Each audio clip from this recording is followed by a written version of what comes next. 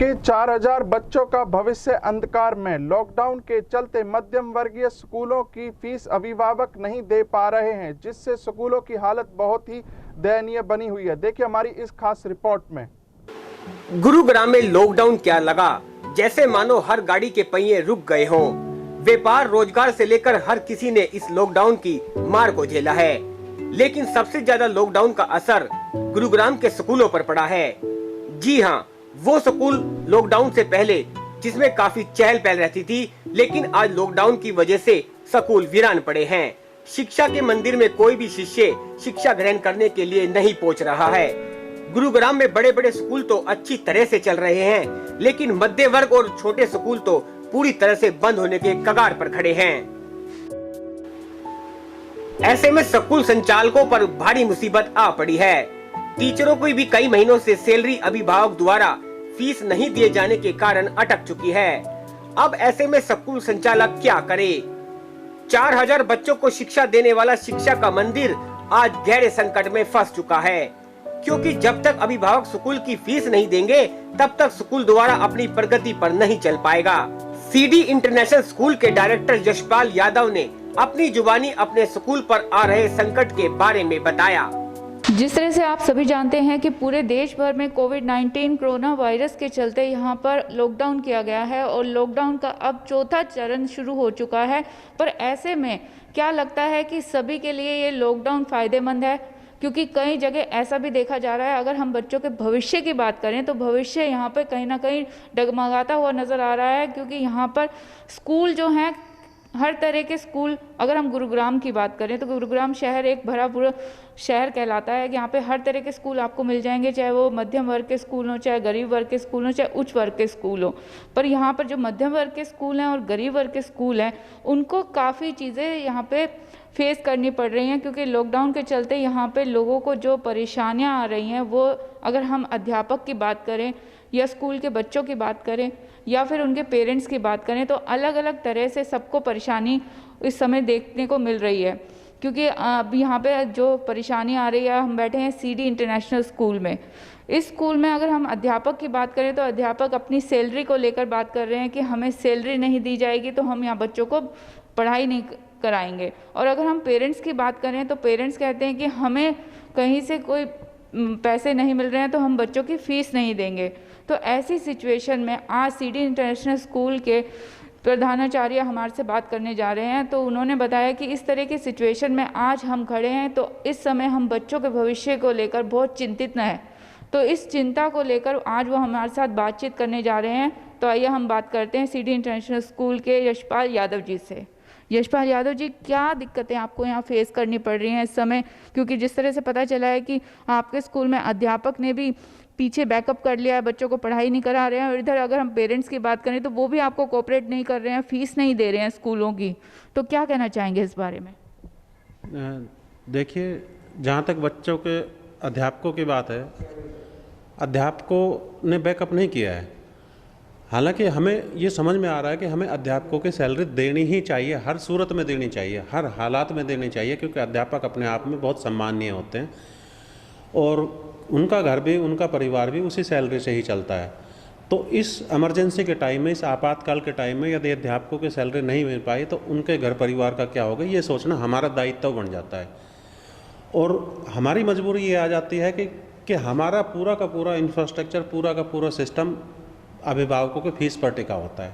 जब अभिभावक फीस देते हैं तो हमारा पूरा सिस्टम स्मूथली चलता है। जब अध्यापक फीस नहीं देते तो फिर स्मूथली हमारा सिस्टम नहीं चल पाता, क्योंकि पूरा का पूरा अध्यापकों की सैलरी हो, चाहे ड्राइवर की सैलरी हो, कंडक्टर की सैलरी हो, स्वीपर की सैलरी हो, चौकीदार की सैलरी हो, माली की, गार्डनर की, जिस कंप्यूटर ऑपरेटर की सैलरी, अकाउंट के लोगों की सैलरी, इन सारी की सारी सैलरियाँ फीस से निकलती है। बिल्डिंग का मेंटेनेंस और पंखे वगैरह जो हमारे पास लगे हुए होते हैं, उनका भी रख रखाव के लिए बाकी चीज़ें भी, वो सब फीस से ही हम निकाल पाते हैं। दूसरा, हमारे पास आय का कोई स्रोत नहीं होता। तो इसलिए हम चाहते हैं कि ये सारी चीज़ें तो छोड़ो, सिर्फ और सिर्फ हम अध्यापकों की बात कर रहे हैं आज के समय में, कि अध्यापकों की सैलरी तो हम कम से कम देते हैं, इतना तो हमारे पास होना चाहिए। अब क्योंकि हम बाकी चीज़ें भी नहीं ले पाए, हम चाहते हैं, सरकार ने हमें अलाउ किया कि हम केवल और केवल अप्रैल की फ़ीस ले सकते हैं, मई की फ़ीस ले सकते हैं, महीनेवार फ़ीस ले सकते हैं, बाकी किसी भी चीज़ की अभी डिमांड ना की जाए। तो हम सरकार के आदेश का पूर्ण रूप से पालना कर रहे हैं कि सरकार जो भी आदेश दे रही है सोच समझ कर दे रही है, हम उनके आदेश का पालन करेंगे इस इमरजेंसी के दौर में। अब हम अभिभावकों को ये कह रहे हैं कि आप 1 महीने की फ़ीस जमा करा दीजिए ताकि 1 महीने की हम अध्यापकों को सैलरी दे दें, क्योंकि अध्यापक इस समय में पूर्ण दायित्व के साथ अपना काम कर रहे हैं। अध्यापक समाज का अति विशिष्ट वर्ग होता है, अति सम्मानीय वर्ग होता है मेरी नज़रों में, और अगर हमने उसकी भी सैलरी रोक दी तो उसके घर परिवार, उसके बच्चों का बहुत मुश्किल हो जाएगा निर्वाह करना इस इमरजेंसी के दौर में, क्योंकि यहाँ से कोई दूसरे स्रोत भी अध्यापकों के पास नज़र नहीं आते, किसी के पास भी। तो ऐसे हालात में अगर हमें फ़ीस अभिभावक दे देते हैं 1-1 महीने के, क्योंकि ऑनलाइन क्लासेज तो चल नहीं लग रही है, अध्यापक पूर्ण रूप से सहयोग दे रहे हैं। हमारे अध्यापक ऑनलाइन के लिए ट्रेंड नहीं थे, क्योंकि जब लॉकडाउन शुरू हुआ तो लॉकडाउन के शुरुआत में हमें नहीं पता था कि इस तरह ऑनलाइन एजुकेशन बच्चों को प्रोवाइड करनी पड़ेगी। लेकिन लॉकडाउन के दौरान ही पूरा इंफ्रास्ट्रक्चर एक खड़ा किया गया, फिर अध्यापकों को ऑनलाइन ट्रेनिंग भी दिलाई गई जैसे तैसे करके, और उतने बखूबी उतने अच्छे तरीके से ट्रेनिंग हो भी नहीं पाई। फिर भी टीचर्स ने बड़ी मेहनत करके उस ऑनलाइन सिस्टम को अडोप्ट किया, और अडोप्ट करने के बाद बच्चों को पढ़ाई करना शुरू कर दिया। हो सकता है कि उसमें कुछ कमियां रह गई हो, क्योंकि जब आदमी बिना तैयारी के करता है तो कहीं ना कहीं कमी अवश्य छोटी मोटी रह जाती है। तो अभिभावकों को उसमें परेशानी भी नज़र आई। कई बार फेसबुक और दूसरे सोशल मीडिया पे मैंने देखा कि अभिभावकों ने इस तरह के कमेंट्स डाले कि ऑनलाइन तो कुछ भी पढ़ाई नहीं हो पाते इस तरह से, तो बिना तैयारी के पढ़ा रहे तो कुछ ना कुछ छोटी मोटी कमी रह जाएगी। उनकी कमियों को ना देखते हुए ये देखें कि वो उसके बावजूद लगे हुए हैं, अपनी तैयारी कर रहे हैं, पहले अपने आप सीख रहे हैं कि ऑनलाइन क्लासेज कैसे कंट्रोल करनी है, किस तरह से कंट्रोल करनी, क्योंकि ऑनलाइन क्लासेज का और फिजिकल क्लास लेने का एक अलग चैलेंज होता है अपने आप में। फिजिकल क्लास लेने के लिए उसके लिए टीचर ट्रेंड होते हैं, वो बच्चों को हैंडल कर लेते हैं। यदि बच्चे कुछ शरारती भी होते हैं तो उनको टीचर्स उस पर निगाह रखते हैं, क्योंकि वो सामने बैठे हुए होते हैं। तो सामने बैठे होते हैं तो उन पर निगाह आसान होता है बच्चों के लिए। टीचर उस तरह के मामले निपटाने के लिए ट्रेंड भी होते हैं, इस तरह की उनको ट्रेनिंग भी दी गई होती है। लेकिन ऑनलाइन क्लासेज में अपनी कुछ चुनौतियाँ होती है। कई बार बच्चे कैमरे बंद कर लेते हैं और कैमरे बंद करके कुछ दूसरी एक्टिविटी में लिप्त हो जाते हैं। टीचर्स को पता नहीं लग पाता वो पढ़ा रहे हैं तो बच्चे पढ़ भी रहे हैं नहीं पढ़ रहे हैं, तो उन पर निगरान उनको किस तरह से निगाह रखी जाए। जब पूरी तरह से वो टीचर ट्रेंड हो जाएंगे तो इस तरह के भी बखूबी एक अच्छे से सिस्टम बन जाएगा। लेकिन अभी उतने अच्छे से शायद थोड़ी बहुत मात्रा में अब तक तो, क्योंकि महीना भर 1.5 महीना भर हो गया इस लॉकडाउन को चलते हुए, महीना 1.5 महीना क्लास लगते भी हो चुका है, तो टीचर एक्सपीरियंस से अपने अनुभव से ही ट्रेंड हो चुके हैं।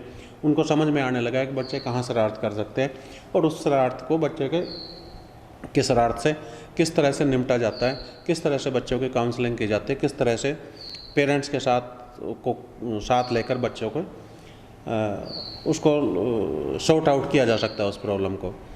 तो टीचर पूर्ण रूप से मेहनत कर रहा है आज की तारीख में, पूर्ण रूप से, पूर्ण डेडिकेशन के साथ। यशपाल जी, जिस तरह से आप कह रहे हैं टीचर पूरी तरह से मेहनत कर रहे हैं, बच्चों को ऑनलाइन भी स्टडी कराई जा रही है, पर कहीं ना कहीं देखा जाए तो अभी टीचर्स कंफर्टेबल नहीं हैं और बच्चे और पेरेंट्स भी कंफर्टेबल नहीं हैं इस तरह के पढ़ाई को लेकर, क्योंकि जिस तरह से आपने बताया कि यहाँ पे फीस को लेकर बहुत दिक्कतें आ रही हैं आपको देखा जाए तो, और टीचर्स भी अब धीरे धीरे बैकअप करते हुए नज़र आ रहे हैं इन चीज़ों को लेकर। जी, ऐसा मैंने दूसरे स्कूलों में भी और स्कूलों में भी जैसे हम बात करते हैं कि क्या चल रहा है, किस तरह से चल रहा है, तो कुछ बातें ऐसी निकल कर सामने आ रही हैं कि टीचर्स उस तरह की बात कर रहे हैं कि कब तक ऐसा हो पाएगा कि कब तक हम बिना सैलरी के बच्चों को पढ़ा पाएंगे।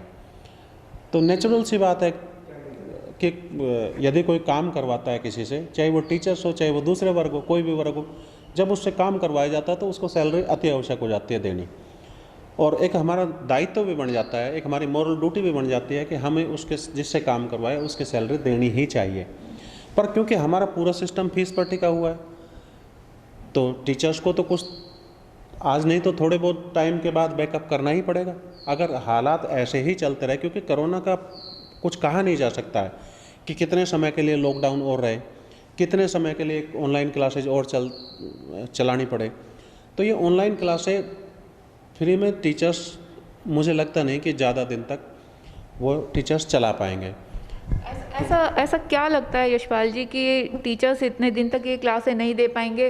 क्या कारण आपको नज़र आ रहा है? क्या आपने पेरेंट्स से कुछ बात करी है इस बारे में, या टीचर्स ने कुछ ऐसा आपसे कही है? देखो, पेरेंट्स से हमने नोटिस दिया है, उन नोटिस मीन्स उनसे प्रार्थना की है, अपील की है, बार बार ये अपील किया है कि हम अपने अध्यापकों की सैलरी नहीं दे पाए हैं अभी तक, तो कम से कम आप इतना सपोर्ट आपसे हमें चाहिए कि आप हमारे अध्यापकों की सैलरी देने में कोऑपरेट करें। आप पूरी फीस मत दीजिए, आप थोड़ी सी फीस दे दीजिए, जो आप देना चाहते हो, जो आपका कंट्रीब्यूशन हो वो दे दीजिए, जो आप मिनिमम से मिनिमम जो आप दे सकते हैं वो तो कम से कम दे दीजिए। और देने के बाद जो फिर इकट्ठा होगा, कुछ हम टीचर से कहेंगे कि पूरी सैलरी नहीं बन पा रही है तो आप आधी सैलरी ले लीजिए, या 60% ले लीजिए, या 70% ले लीजिए। तो टीचर्स क्योंकि एक प्रबुद्ध कौम होती है तो इन सारी बातों को समझती है, क्योंकि वो उस तरह के लोग नहीं होते कि समझ नहीं पाते सिचुएशन को, तो वो बखूबी समझ जाते हैं। तो टीचर्स की तो मैं तारीफ़ करूंगा कि आज तक तो वो बिना सैलरी के ही पढ़ाने लग रहे हैं, बच्चों को बखूबी पढ़ाने लग रहे हैं, और आगे उनको उम्मीद भी नहीं है सैलरी मिलने की, लेकिन उसके बावजूद भी कोऑपरेट करें। लेकिन अभिभावकों का मैं ये कहता हूँ, जब सरकार ने ये बोल ही दिया है, लेटर जारी करके कह ही दिया है, और शिक्षा मंत्री ने एक वीडियो जारी करके भी कह दिया है कि नहीं, स्कूलों का खर्चा नहीं चल पाएगा यदि आप एक महीने की भी फीस कम से कम नहीं दे पाएंगे, तो स्कूलों का चलना बहुत मुश्किल हो जाएगा, फिर स्कूल सर्वाइव नहीं कर पाएंगे, और एक बहुत बड़ा जो समाज का स्तंभ है वो ढह जाने के कगार पे आ जाएगा। नहीं, बहुत बहुत शुक्रिया यशपाल यादव जी, आपने शिक्षा को लेकर इतना गहनता से सोचा और गवर्नमेंट से और जनता से आपने इस तरह की अपील करी। तो ये थे हमारे साथ सिटी इंटरनेशनल स्कूल के यशपाल यादव जी, जिन्होंने शिक्षा को हमेशा प्रायोरिटी दी है, चाहे वो किसी भी हालात में हो, पर शिक्षा को हमेशा आगे रखना चाहते हैं। और ऐसे समय में जिस तरह से लॉकडाउन चलता आ रहा है, कोविड-19 कोरोना वायरस के चलते भी वो चाहते हैं शिक्षा में कोई कमी नहीं आए, चाहे इसमें अध्यापक साथ दें या ना दें, या अभिभावक साथ दें ना दें, पर वो हमेशा एक आगे कदम बढ़ाकर खड़े रहते हैं शिक्षा को लेकर। और आज वो इसी चीज़ को लेकर सरकार से भी गुहार नज़र लगाते हुए आ रहे हैं, और वहीं जनता से भी अपील कर रहे हैं कि ऐसी चीज़ को आप नज़रअंदाज ना करें, शिक्षा हमेशा आगे रखें, क्योंकि एक बड़ा स्तंभ है अपने देश के लिए, अपने बच्चों के भविष्य के लिए। तो क्या लगता है कि आने वाले समय में सरकार, अभिभावक, बच्चे और अध्यापक इस चीज़ को समझेंगे? क्या यशपाल यादव जी की बात आगे तक लोगों तक पहुंचेगी? क्या मध्यम वर्ग के स्कूल यहीं तक सीमित रह जाएंगे, या फिर उच्च वर्ग के स्कूल भी आज तक जिस तरह से बच्चों के एजुकेशन को लेकर सामने नहीं आते हैं और बड़ी बड़ी फीसें लेते हैं और बच्चों को पढ़ाते हैं जो अभिभावक, वो इस तरह की बातों को समझ पाएंगे कि नहीं? क्या बच्चों का भविष्य अधम में रह जाएगा? कैमरामैन सागर के साथ मैं एमी शर्मा, एनसीआर न्यूज़, गुरुग्राम। इस वीडियो को ज़्यादा से ज़्यादा शेयर करें। एनसीआर न्यूज़ के साथ बने रहने के लिए एनसीआर न्यूज़ को लाइक व सब्सक्राइब करें। नमस्कार।